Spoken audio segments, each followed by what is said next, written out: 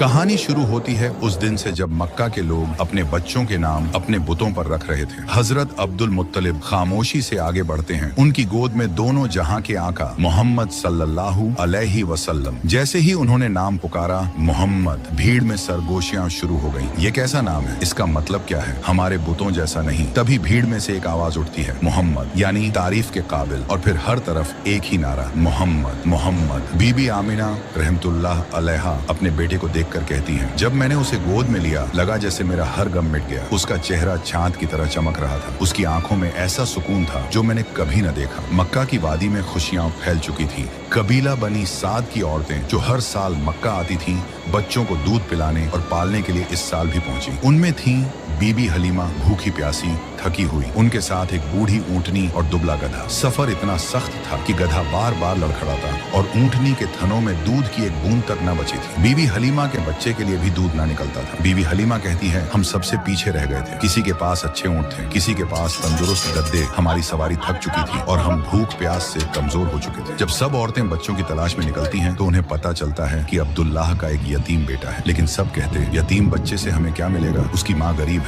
इस तरह सब औरतें किसी ऐसे बच्चे को लेने से कतराती थी जिनके बाप ना हो। लेकिन हमारे प्यारे नब्बी किसी आम औरत के घर भला कैसे परवरिश पा सकते थे? उनके लिए अल्लाह ने किसी खास को ही चुना था और वह थी बीबी हलीमा, जिनकी किस्मत पर यह जमीन और आसमान आज तक रश्क करते हैं। बीबी हलीमा और उनके शौहर हारिस ने भी सोचा था कि यतीम बच्चा लेने से हाथ खाली रहेंगे। मगर जब सब औरतें अपने अपने बच्चे ले चुकी और उनके हिस्से में कुछ ना आया, फिर बीबी हलीमा ने अपने शौहर से कहा, चलो उस बच्चे को ही ले लेते हैं, शायद इसी में हमारी बरकत हो। हारिस ने कहा, हाँ क्यों नहीं, शायद यही बच्चा हमारे नसीब बदल दे। और जब बीबी हलीमा बीबी आमिना रहमतुल्लाह अलैहा के घर पहुंची तो उन्होंने देखा और आगे क्या हुआ जानने के लिए पार्ट 2